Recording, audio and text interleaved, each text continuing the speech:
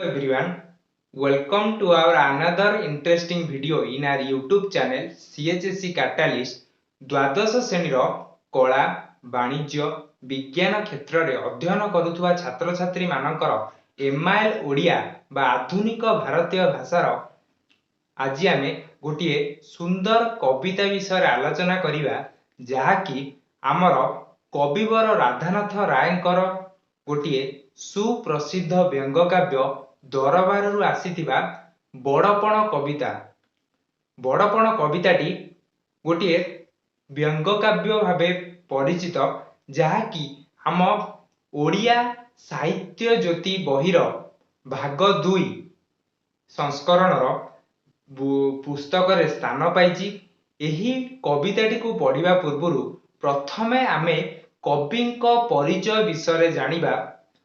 ଏହି ବଡପଣ କବିତାର କବି ହେଉଛନ୍ତି କବିବର ରାଧାନାଥ ରାୟ, ଯିଏକି 1848 ମସିହା ସେପ୍ଟେମ୍ବର ମାସ 28 ତାରିଖରେ ଜନ୍ମଗ୍ରହଣ କରିଥିଲେ ଏବଂ 1908 ମସିହା ଏପ୍ରିଲ ମାସ 12 ତାରିଖରେ ମୃତ୍ୟୁବରଣ କରିଥିଲେ।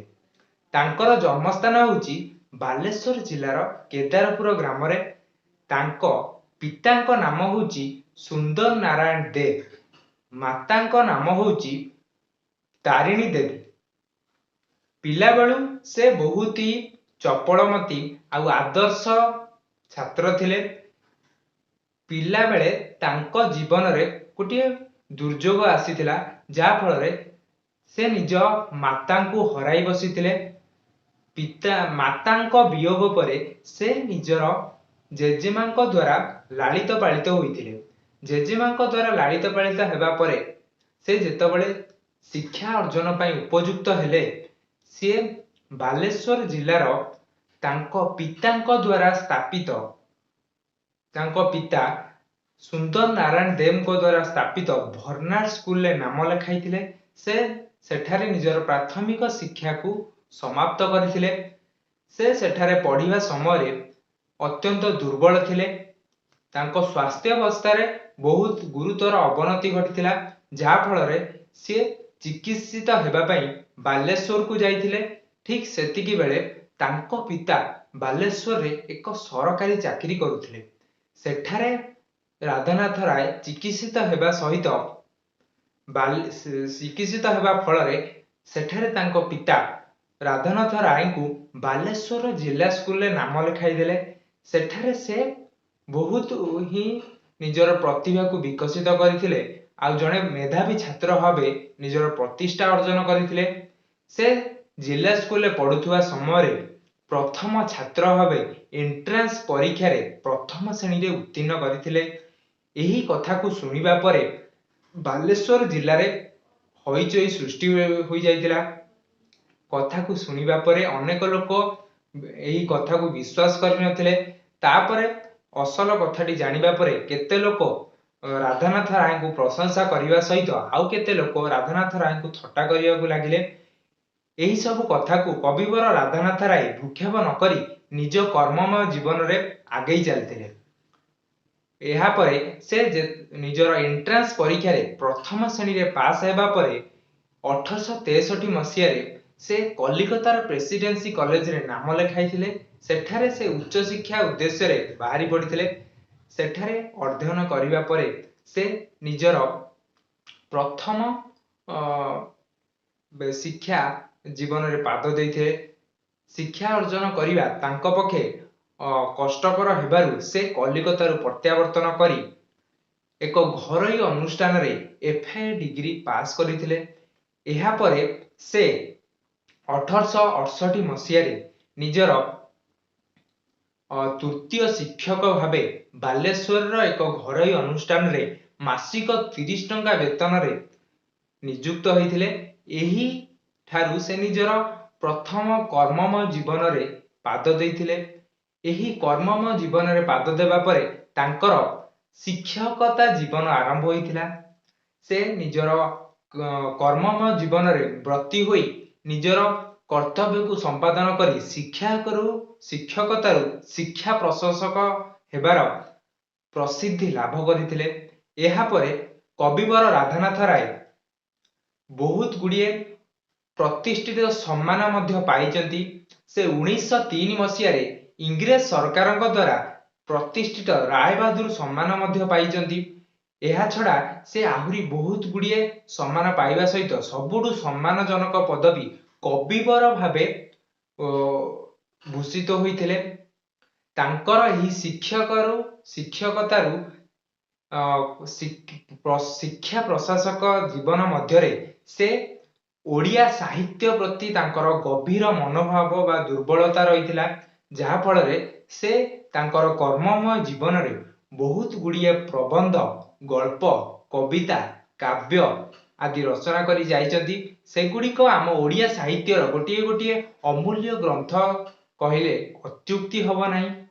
ସେ ତାଙ୍କ କବିତା ରଚନାରୁ ଆମକୁ ଯାହା ଜଣାପଡ଼େ, ବଡ଼ ବଡ଼ କବିମାନେ କହିଛନ୍ତି କି ସେ ଆମ ଓଡ଼ିଆ ସାହିତ୍ୟର ଜଣେ ସୁଯୋଗ୍ୟ ସନ୍ତାନ କହିଲେ ଅତ୍ୟୁକ୍ତି ହେବ ନାହିଁ। କାରଣ ସେ କବି ସାରଳା ଦାସଙ୍କ ପରି ଓଡ଼ିଶାର ପ୍ରାକୃତିକ ସୌନ୍ଦର୍ଯ୍ୟ, କଳା, ସ୍ଥାପତ୍ୟ, ସଂସ୍କୃତି ସମସ୍ତଙ୍କୁ ତାଙ୍କ କବିତା ମଧ୍ୟରେ ସ୍ଥାନ ଦେଇଥିଲେ, ଯାହାଫଳରେ ତାଙ୍କ କବିତାଟି ରଚନାଟି ଆହୁରି ଜୀବନ୍ତ ହୋଇ ପ୍ରସ୍ଫୁଟିତ ହୋଇ ଉଠୁଥିଲା।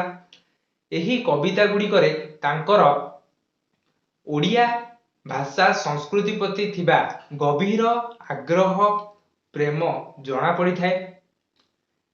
ଏବେ ଆମେ ଦେଖିବା ତାଙ୍କର ଦ୍ୱାରା ରଚିତ ବହୁତ ଗୁଡ଼ିଏ ଗଳ୍ପ, କାବ୍ୟ ରଚନା ବି ମଧ୍ୟ ସେ ରଚନା କରିଥିଲେ।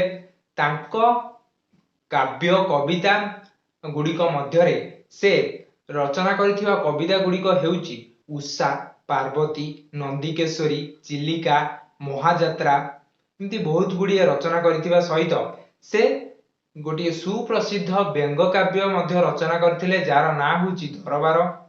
ଏହା ଛଡ଼ା ସେ ଓଡ଼ିଆ ସାହିତ୍ୟର ପ୍ରଥମ ପ୍ରବନ୍ଧ ବିବେକୀର ମଧ୍ୟ ରଚୟିତା ଥିଲେ। ଏବେ ଆମେ କବିତାର ପୃଷ୍ଠଭୂମି ବିଷୟରେ ଜାଣିବା।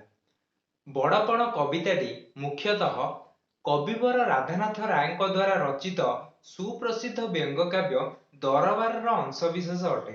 ଏହି କବିତାଟି ମୁଖ୍ୟତଃ 1894 ମସିହାରେ ବାରବାଟୀ ଦୁର୍ଗ ଆଉ କଟକ କମିଶନର ବଙ୍ଗଳାରେ ଯେଉଁ ଦରବାରଟି ଅନୁଷ୍ଠିତ ହୋଇଥିଲା, ତାକୁ ହିଁ ପରିକଳ୍ପନା କରାଯାଇ ଏହି କବିତାଟି ରଚନା କରାଯାଇଛି। ଏହି କବିତାଟିରେ ମୁଖ୍ୟତଃ କବିବର ରାଧାନାଥ ରାୟ ନିଜେ ଉପସ୍ଥିତ ହୋଇ ନିଜର କବିତା ରଚନା କରିବାର ସୁବିଧା ପାଇଥିଲେ। ଏହି କବିତାଟି ମୁଖ୍ୟତଃ ଯେଉଁ ଦରବାରକୁ ଉଦ୍ଦେଶ୍ୟ କରି ଲେଖାଯାଇଥିଲା, ସେ ଦରବାରଟି ବସିବାର ମୁଖ୍ୟ ଉଦ୍ଦେଶ୍ୟ ହେଉଛି ସାମନ୍ତ ଚନ୍ଦ୍ରଶେଖର ବା ପଠାଣି ସାମନ୍ତ, ଯିଏକି ଆମର ବିଶ୍ୱବିଖ୍ୟାତ ଜ୍ୟୋତିର୍ବିଜ୍ଞାନୀ ଭାବେ ପରିଚିତ, ଓ ଗୋବିନ୍ଦ ବଲ୍ଲଭ ରାୟଙ୍କୁ ରାୟ ବାହାଦୁର ଉପାଧିରେ ସମ୍ମାନିତ କରିବା ପାଇଁ ଏହି ଦରବାରଟି ଆମର ବାରବାଟୀ ଦୁର୍ଗ ଆଉ କଟକ କମିଶନର ବଙ୍ଗଳାରେ ବସିଥିଲା। ଏହି କବିତାରେ ବହୁ ଶିକ୍ଷିତ ସମାଜ, ଗଡ଼ଜାତର ରାଜା, ମନ୍ତ୍ରୀ, କଟୁଆଳ, ରାଜକର୍ମଚାରୀ ଆଉ ବହୁ ଜ୍ଞାନୀଗୁଣୀ ପଣ୍ଡିତମାନେ ମଧ୍ୟ ନିମନ୍ତ୍ରିତ ହୋଇ ଆସିଥିଲେ। ସେମାନଙ୍କ ମଧ୍ୟରେ ଆମ କବିବର ରାଧାନାଥ ରାୟ ମଧ୍ୟ ନିମନ୍ତ୍ରିତ ହୋଇ ଆସିଥିଲେ। ସେହି ସମୟରେ ଆମର ଭାରତବର୍ଷ ଇଂରେଜ ସରକାରଙ୍କ ଦ୍ୱାରା ଶାସିତ ହେଉଥିଲା। ଦେଶର ଏହି ବିପର୍ଯ୍ୟସ୍ତ ସମୟରେ ମଧ୍ୟରେ ଏହି କବିମାନେ, ଏହି ରାଜାମାନେ ନିଜର ଗର୍ବ ଓ ଅହଙ୍କାରକୁ ଜାହିର କରିବାରେ ବ୍ୟସ୍ତ ଥିଲେ। ନିଜର ବଡ଼ିମାକୁ ସେଇ ଦରବାର ବସିଥିବା ସମୟରେ ଦେଖାଇ ହେଉଥିଲେ। ସବୁବେଳେ ନିଜର ଗର୍ବ ଓ ଅହଙ୍କାରରେ ସେ ବଞ୍ଚି ରହି ଆସୁଥିଲେ। ଏହି ଗର୍ବ ଓ ଅହଙ୍କାର ସହିତ ସେ ସେହି ଆମର ପରମ ଶତ୍ରୁ ଇଂରେଜ ସରକାରଙ୍କ ସହିତ ହାତ ମିଳାଇ ପ୍ରଜାମାନଙ୍କୁ ବହୁ ଭାବରେ ଶୋଷଣ କରୁଥିଲେ ଓ ନିଜର ପ୍ରତିଷ୍ଠାକୁ ନିଜର ପିତୃପୁରୁଷଙ୍କ ଭଳି ନ ବଢ଼ାଇ ତାଙ୍କର ପ୍ରତିଷ୍ଠାରେ ଗୌରବ ଅହଙ୍କାର ବଢ଼ାଇ ଚାଲିଥିଲେ। ଭୋଗ ବିଳାସରେ ନିଜର ଜୀବନ ଯାପନ କରୁଥିବା ସମୟରେ ନିଜର ମୂଳ କର୍ତ୍ତବ୍ୟକୁ ଭୁଲି ଯାଇ ବିପଥଗାମୀ ହୋଇ ବହୁତ କୁକର୍ମରେ ଲିପ୍ତ ଥିଲେ। ଏହାକୁ ଦେଖି କବିଙ୍କ ମନରେ ଘୋର ବିଷାଦ ଭାବ ସୃଷ୍ଟି ହୋଇଥିଲା, ଯାହା ଫଳରେ ସେହି ରାଜାମାନଙ୍କୁ ଉଚିତ ଶିକ୍ଷା ଦେବା ଉଦ୍ଦେଶ୍ୟରେ ସେ ଏହି ବ୍ୟଙ୍ଗକାବ୍ୟ ଦରବାରଟି ରଚନା କରିଥିଲେ, ଯେଉଁଥିରେ କି ଆମର କବିବର ରାଧାନାଥ ରାୟ ସେମାନଙ୍କୁ ସେଇ ଗଡ଼ଜାତ ରାଜା, ରାଜକର୍ମଚାରୀ ଓ ମନ୍ତ୍ରୀ ମାନଙ୍କୁ ଉଚିତ ଶିକ୍ଷା ଦେବା ଉଦ୍ଦେଶ୍ୟରେ ନିଜର କର୍ତ୍ତବ୍ୟ ପଥକୁ ବାଛି ଧର୍ମ କାର୍ଯ୍ୟ ପାଳନ କରି ପ୍ରଜା ମଙ୍ଗଳଙ୍କ ଉଦ୍ଦେଶ୍ୟରେ କାର୍ଯ୍ୟ କରିବା ପାଇଁ ସେ ଏହି କବିତା ମାଧ୍ୟମରେ ତାଙ୍କୁ ଅନୁରୋଧ କରିଥିଲେ ଓ ସେହି ଇଂରେଜ ଶତ୍ରୁଙ୍କ ଠାରୁ ନିଜର ମିତ୍ରତାକୁ ଓହରାଇ ଆଣି କିପରି ଭାରତବର୍ଷ ଶାସନ ମୁକ୍ତ ହେବ ତାହା ଚେଷ୍ଟା କରିବା ପାଇଁ ସେ ଏହି ଦରବାର ନାମକ ବ୍ୟଙ୍ଗ କାବ୍ୟରେ ତାଙ୍କୁ ଅନୁରୋଧ କରିବା ସହିତ ସେହି ଗର୍ବୀ ଓ ଅହଙ୍କାରୀ ରାଜକର୍ମଚାରୀ, ରାଜା ଓ ମନ୍ତ୍ରୀ ମାନଙ୍କ ଟାଣପଣ ବା ବର୍ଗ ବା ଅହଙ୍କାରକୁ ଭାଙ୍ଗିବା ଉଦ୍ଦେଶ୍ୟରେ କବି ଏଠାରେ ତାଙ୍କୁ ବ୍ୟଙ୍ଗ ବା ଆକ୍ଷେପ କରିକି ଏହି ରଚନାଟି କରିଥିଲେ। ସେହି ଦରବାର କାବ୍ୟରୁ ଆମର ଏହି ବଡପଣ କବିତାଟି ଆସିଅଛି। ଏହି ବଡପଣ କବିତାଟେ ତାଙ୍କର ଗୋଟିଏ ସୁପ୍ରସିଦ୍ଧ କବିତା ଭାବେ ଆମ ଓଡ଼ିଆ ସାହିତ୍ୟର ଗୋଟିଏ ଅମୂଲ୍ୟ ରତ୍ନ ଭାବେ ପରିଚିତ। ଏହି କବିତାରେ ସେ ମୁଖ୍ୟତଃ ସେଇ ଗର୍ବୀ ଓ ଅହଙ୍କାରୀ ମାନଙ୍କର ପ୍ରକୃତ ଟାଣପଣ ବା ଗର୍ବକୁ ଭାଙ୍ଗି ନିଜର ପ୍ରକୃତ ବଡପଣକୁ ଅର୍ଜନ କରିବାକୁ ସେ ଏଠାରେ ତାଙ୍କୁ ପରାମର୍ଶ ଦେଇଛନ୍ତି।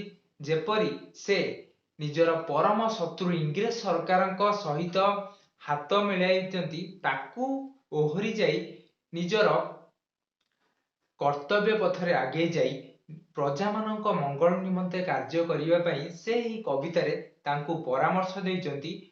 ଏହି କବିତାରେ କବିବର ରାଧାନାଥ ରାୟ ସମଗ୍ର ମାନବ ସମାଜକୁ କିପରି ପ୍ରକୃତ ବଡପଣକୁ ଅଧ୍ୟୟନ କରିହେବ ବା ଗ୍ରହଣ କରିହେବ ସେ ବିଷୟରେ ସୂଚନା ଦେଇଛନ୍ତି କି ପ୍ରକୃତ ବଡପଣର ଅର୍ଥ କଣ, କେଉଁ କାର୍ଯ୍ୟ କଲେ ଆମେ ପ୍ରକୃତ ବଡପଣକୁ ହାସଲ କରିପାରିବା ଆଉ ଆମ ଧର୍ମ ଅର୍ଜନରେ ବ୍ରତୀ ହୋଇ ଆମର ସମସ୍ତ କାର୍ଯ୍ୟକୁ କିପରି ସୁଚାରୁ ରୂପେ ସମ୍ପାଦନ କରିବା ସହିତ ଆମ ମାନବ ଜୀବନର ପରମ ଅର୍ଥ କଣ ସେ ଏହି କବିତା ମାଧ୍ୟମରେ ସୂଚନା ଦେଇଛନ୍ତି।